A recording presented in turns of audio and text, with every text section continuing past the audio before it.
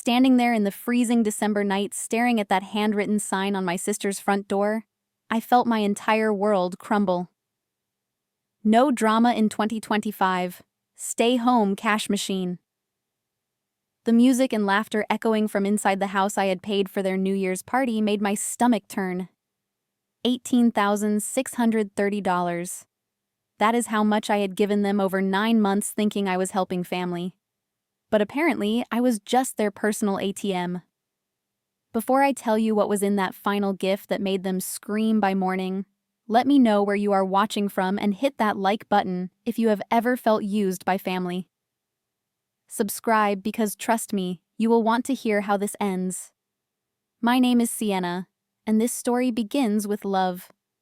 Madison has been my everything since our parents died in a car accident when I was 12 and she was 17.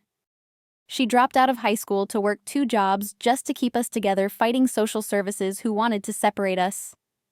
She taught me how to do laundry, helped me with homework, and held me when I cried missing mom and dad. Madison was not just my sister. She was my guardian angel. Fast forward 15 years, and our lives had taken different paths. I had built a successful career as a certified public accountant, making $85,000 a year at a prestigious firm in downtown Chicago. Madison had followed her passion for cosmetology, running a small hair salon from the garage of the modest 3-bedroom house she shared with her husband Derek and their 2 children, Emma, who was 8, and Jake, who was 5. Derek worked as a mechanic at a local auto shop, bringing home decent money, but nothing extravagant.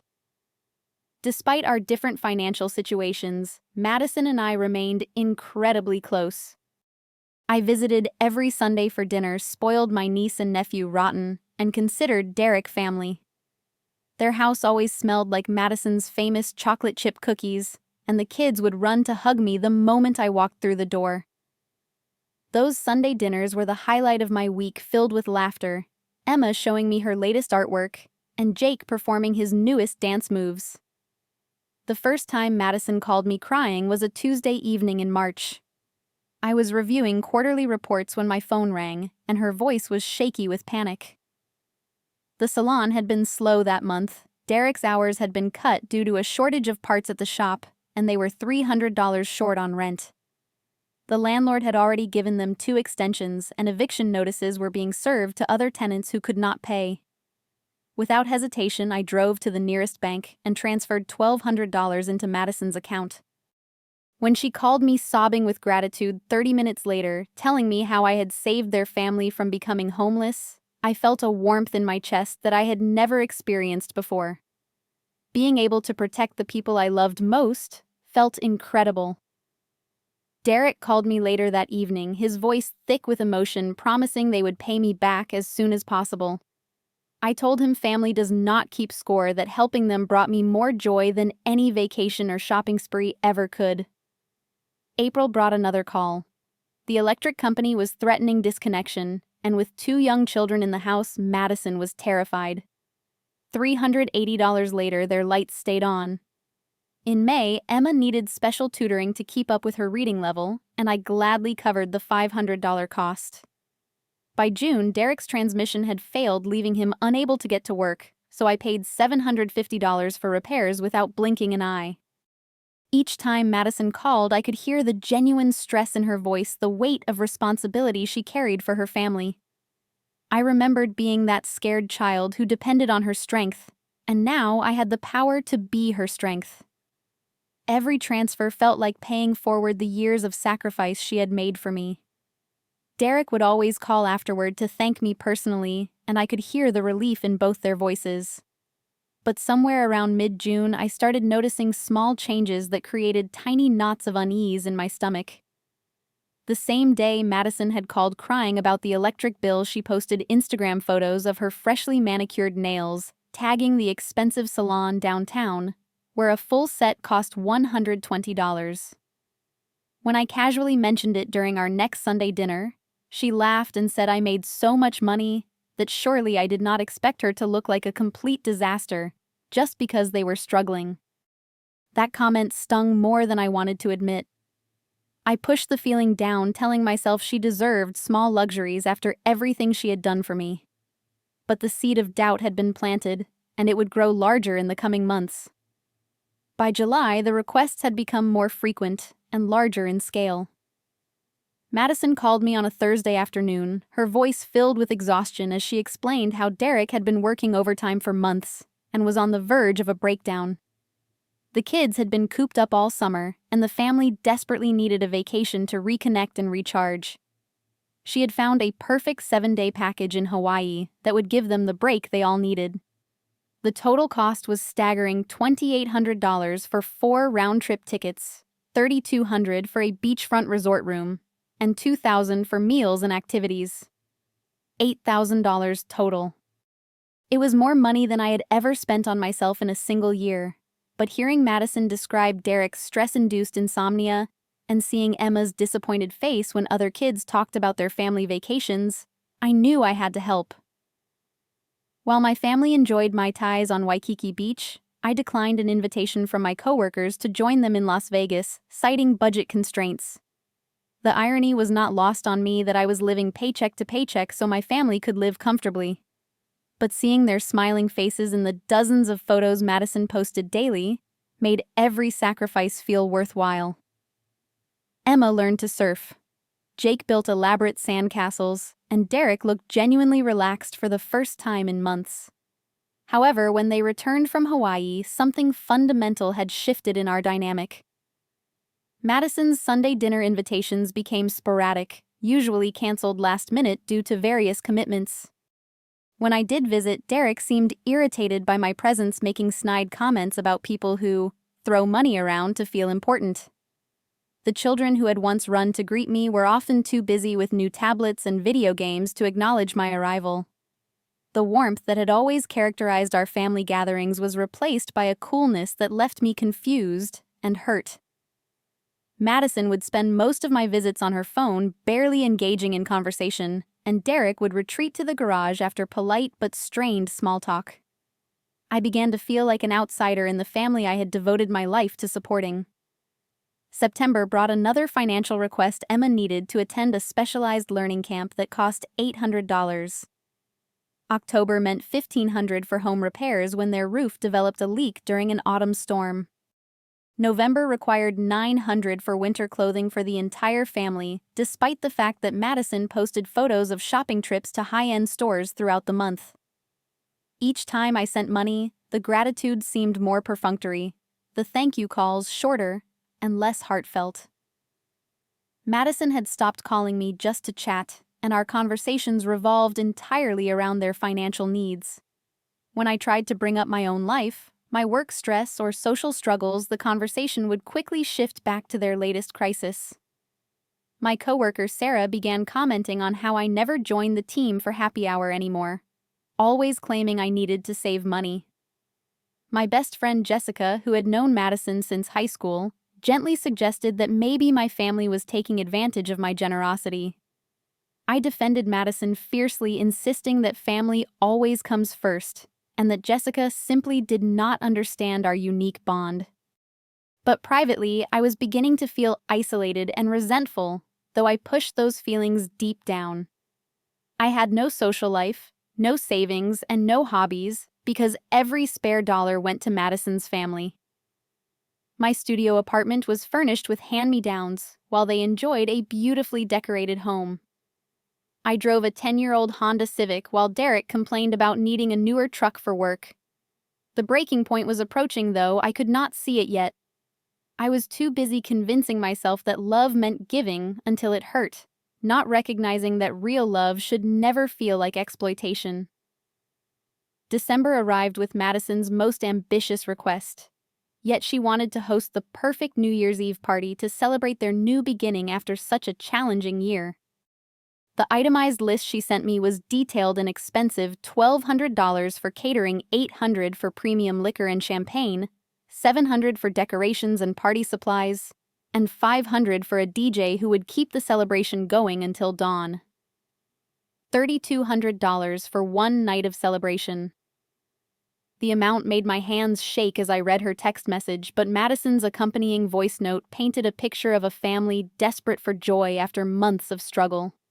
She talked about wanting Emma and Jake to have magical memories about giving Derek a chance to relax with friends, and about celebrating our family bond as we entered 2025 together. Despite my dwindling bank account, I agreed immediately.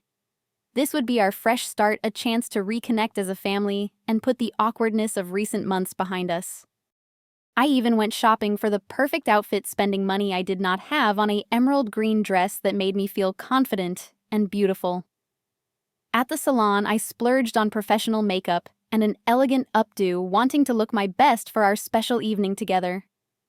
The piece de resistance was Madison's Christmas gift, which I planned to present at the party, a delicate diamond tennis bracelet that had cost $1,800.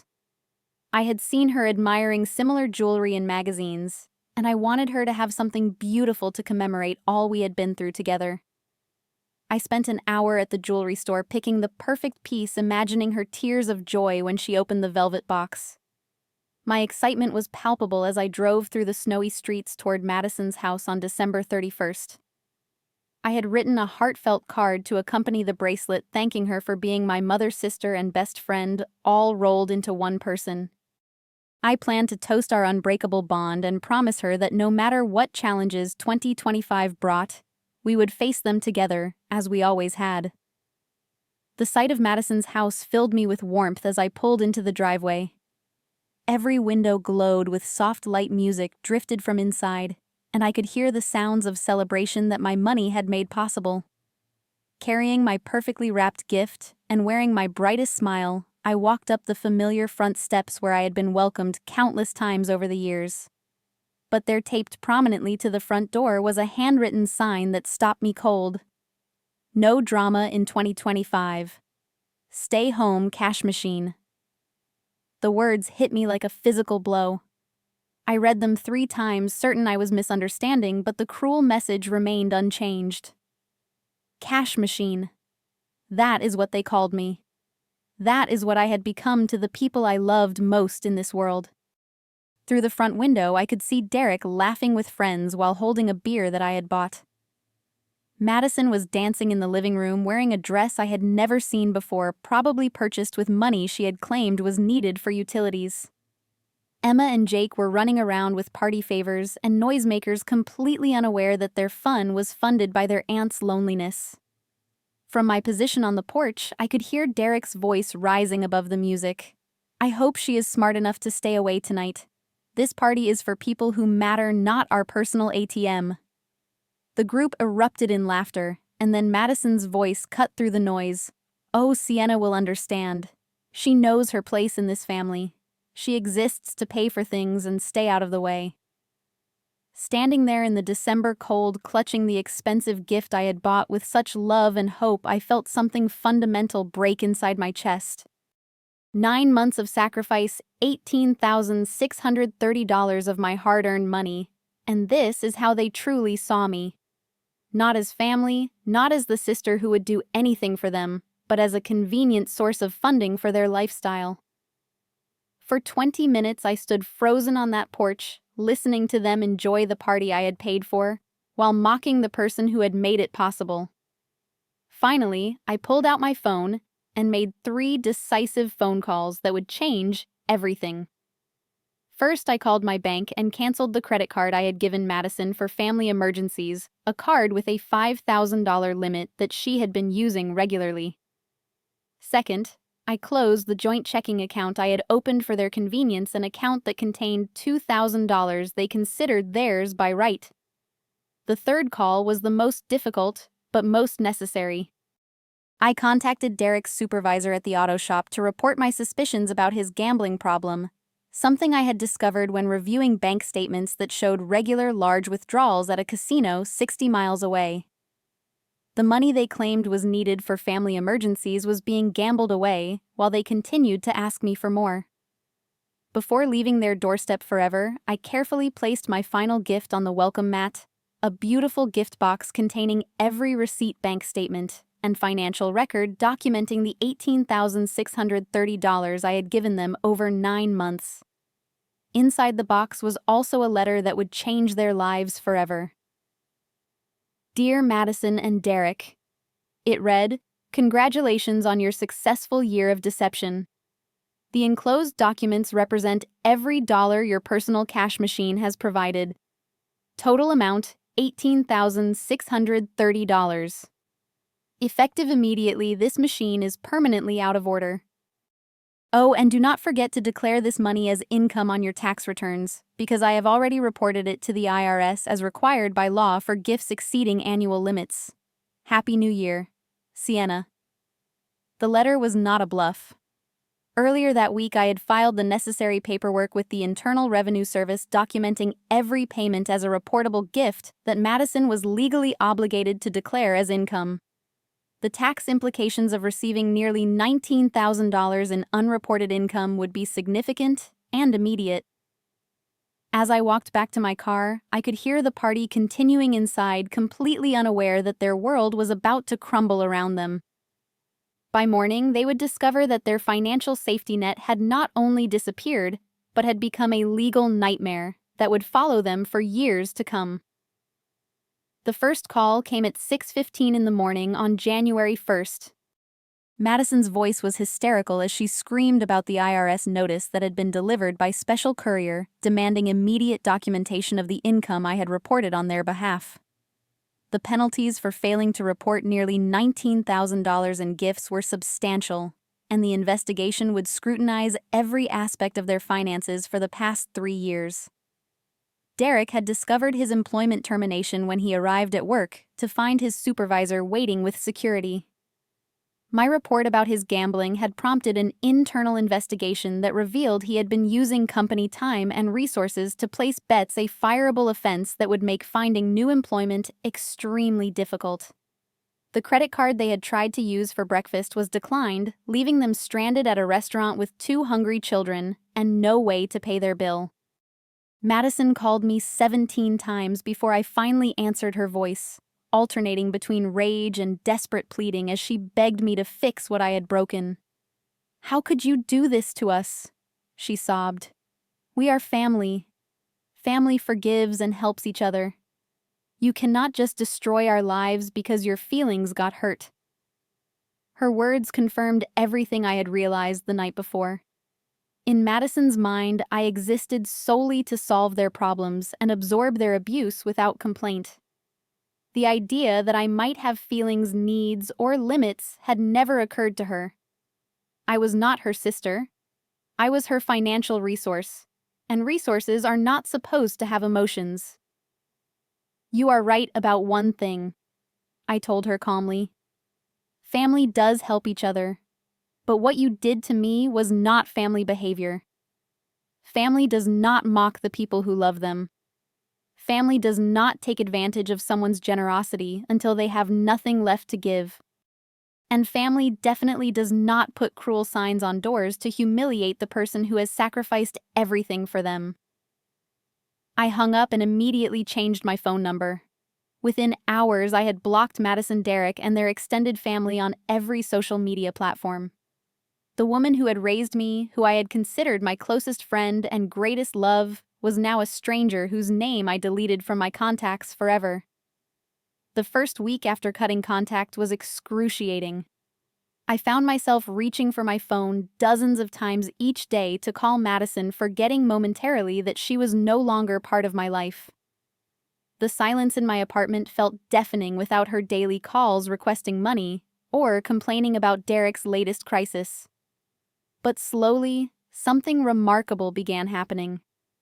Without the constant drain of their financial demands, I had money left over at the end of each month for the first time in nearly a year. I bought groceries without calculating whether I could afford both food and their next emergency. I said yes when coworkers invited me for drinks, rediscovering the simple pleasure of adult conversation that did not revolve around someone else's problems. 3 weeks after the confrontation, I started therapy with Dr. Martinez, a kind woman who specialized in family trauma and codependency. She helped me understand that my relationship with Madison had become deeply unhealthy long before that December night. I had been enabling their dysfunction while destroying my own financial and emotional well-being in the process. Love is not supposed to be a one-way transaction, Dr. Martinez explained during one of our sessions. Healthy relationships involve mutual support, respect, and consideration. What you described sounds more like financial abuse than family love. By March, I had saved enough money to take my first real vacation in 2 years. I booked a solo trip to New Zealand, something I had dreamed about since college but never thought I could afford. Standing on a cliff overlooking the stunning Bay of Islands, I realized I felt truly happy for the first time since becoming Madison's personal bank account. The woman who returned from that trip was fundamentally different from the one who had stood crying on Madison's porch just 3 months earlier. I had learned to value my own needs, to set boundaries, and to recognize the difference between helping someone and enabling their bad behavior. Through mutual friends, I eventually heard that Madison and Derek had been forced to declare bankruptcy, losing their house and Derek's truck in the process. They had moved in with Derek's parents, and Madison was working double shifts at a chain salon to make ends meet. A part of me felt sad about their struggles, but I no longer felt responsible for solving problems they had created through their own choices. The most important lesson I learned was that being needed and being loved are not the same thing. For months, I had confused Madison's financial dependence with emotional connection, not realizing that she saw me as an ATM rather than a sister. Real love does not come with invoices or payment schedules. Real love does not mock your generosity behind your back or treat your kindness as weakness to be exploited. Today, my life looks completely different. I have a healthy savings account, genuine friendships with people who care about me as a person rather than a paycheck, and a relationship with a man who loves me for my heart rather than my bank account. I have learned that saying no to unreasonable requests is not selfish. It is self-preservation. Sometimes the most expensive lesson is the one that teaches you your own worth. I paid $18,630 to learn that I am not a cash machine. I am a woman who deserves to be loved for who I am, not what I can provide. And honestly, that was the best investment I ever made. What would you have done in my situation? Have you ever felt like a personal ATM for family or friends who took advantage of your generosity? Share your thoughts in the comments below, because I would love to hear your stories and support each other through these difficult experiences. Please hit that like button if this story resonated with you, and do not forget to subscribe for more real-life stories about setting boundaries and finding your self-worth. Share this video with anyone who might need to hear that they deserve better than being treated like a cash machine. Thank you for listening to my story, and remember that you are worth so much more than what you can give to others. I hope this new year brings you the courage to value yourself as much as you value the people you love.